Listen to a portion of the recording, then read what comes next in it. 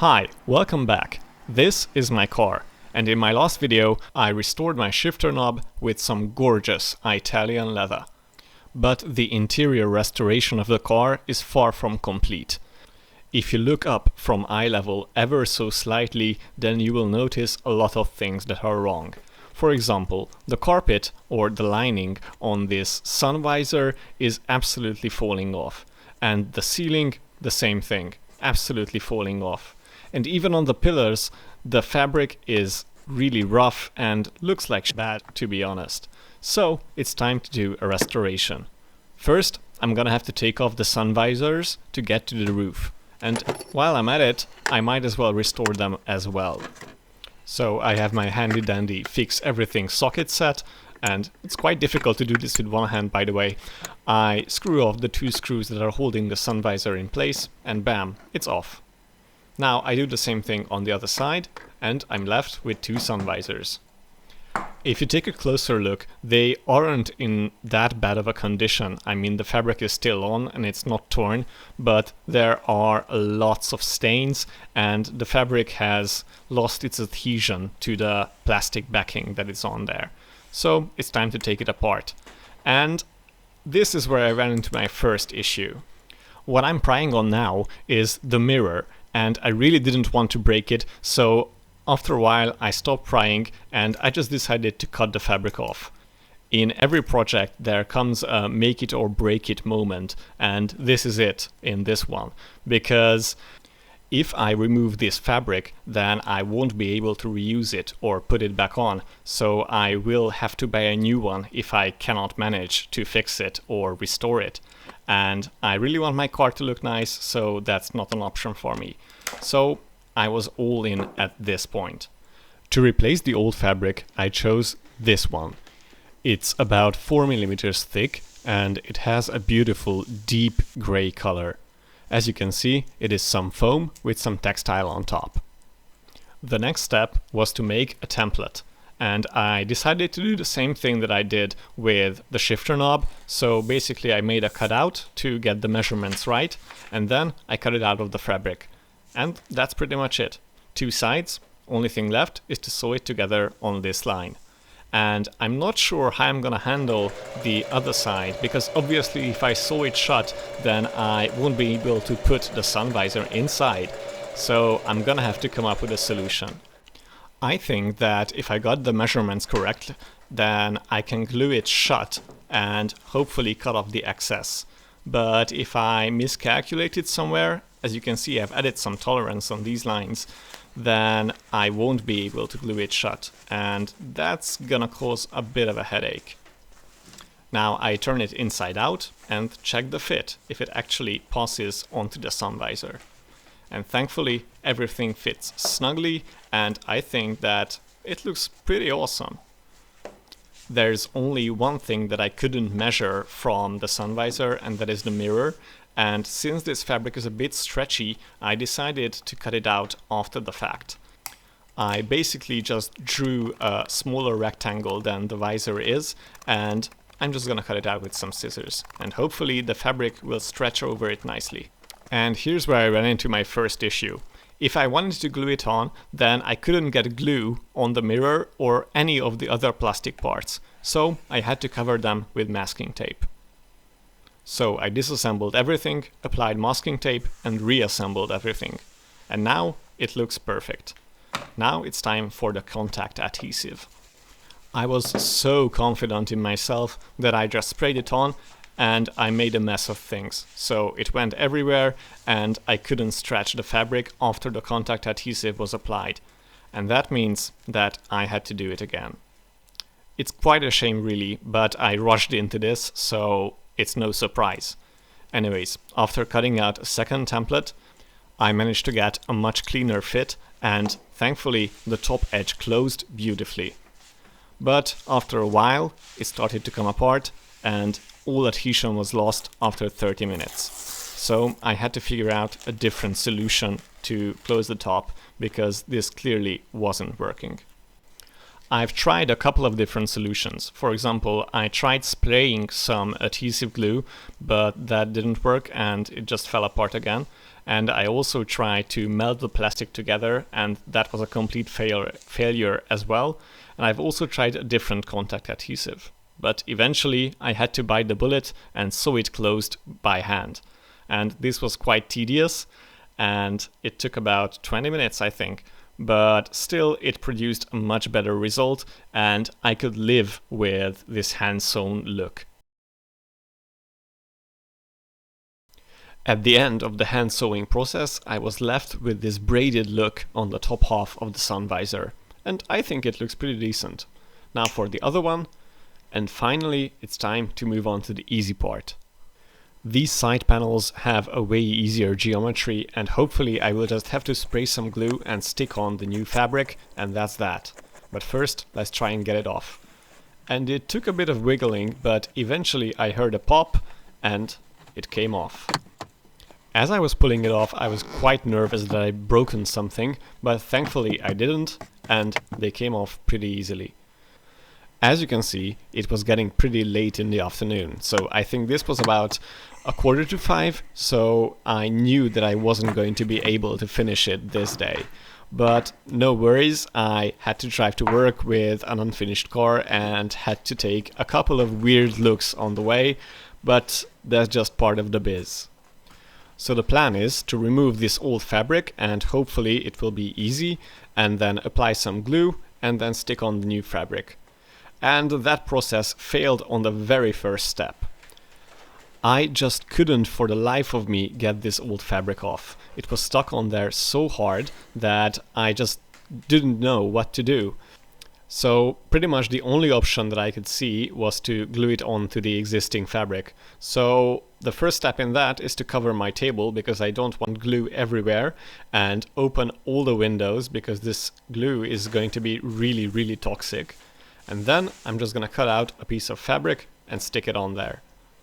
From what I understand, this contact adhesive that I'm going to use works basically like any other contact adhesive, so you spray it on and then you let the solvent evaporate. That's why you need to open all the windows, and then you stick the two parts together. And the bond forms not while the glue is wet, but when the glue is dry.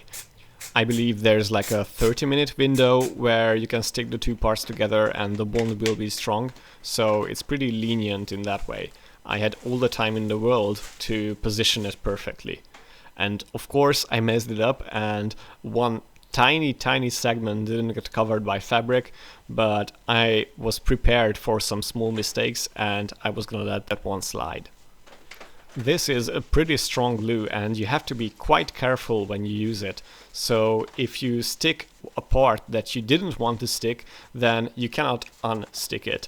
And that's why you can see me moving around really gently and kind of placing my fingers really carefully, because if I do anything wrong or if I tension the fabric wrong, then it will look bad on the end product. And obviously, since this was the first time that I did this, I had a lot of slack material that I had to cut off, but eventually I ended up with something that looks way better than the original. And even though that I messed up a tiny piece on one corner, I was able to live with this mistake. One of the edges may be a bit rough, but I promise this will not show, since it will be covered by the water insulation of the car. And yeah, I'm pretty happy with that. Now for the backside. I had struggled a bit to pull this one off, but you can just witness it instantly thanks to the magic of editing. And now it was time to repeat the process. But I was able to remove the previous fabric, which was quite a good surprise. This was a bit larger panel and I had to measure it a bit more carefully, but the process was basically identical to the previous one. So I had to cut out a piece of fabric that could comfortably fit around, and then I had to glue it.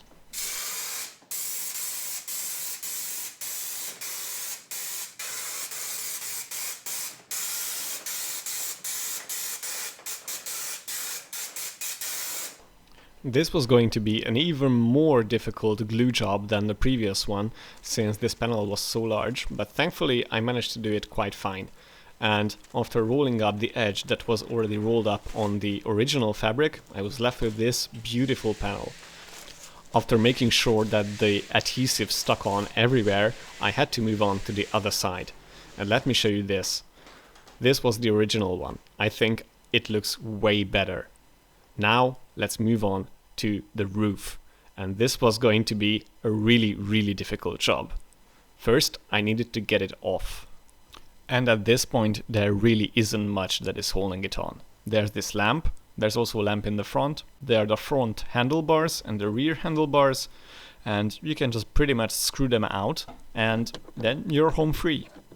I was so happy that I got to the roof that I actually asked to be off work an hour early because I don't think that I can drive without a roof panel, and I wanted to get this done in one day.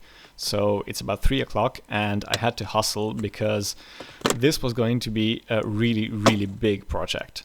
So after popping out the lamps, there's actually some wiring that is on this roof, and I didn't think about that, but it's pretty obvious in hindsight. So I had to pay careful attention that I don't tear any of the wires off. By the way, after I finished the first panel, I actually put it back on to see if it fits, and it did fit. And in hindsight, that was probably not a good idea to put it back on, because getting off the roof while this panel is on is really not a good idea. Yeah, so I had to struggle a bit, but eventually I managed to pop it out. And I also really didn't want to touch these middle consoles because I don't want to mess with the seat belts. Those are quite important, but I did have to mess with one of them, and thankfully I got the roof unstuck. Now to actually get it out of the car. And I've tried everything. I tried to pump the seats back and to bring it out the rear door. I tried the front doors, and this was my solution to this problem. I had to squish it a bit, but it came out the rear side.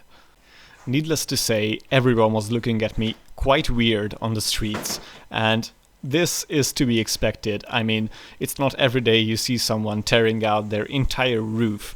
Anyways, check out how nasty it looks underneath this old fabric. This really had to be redone.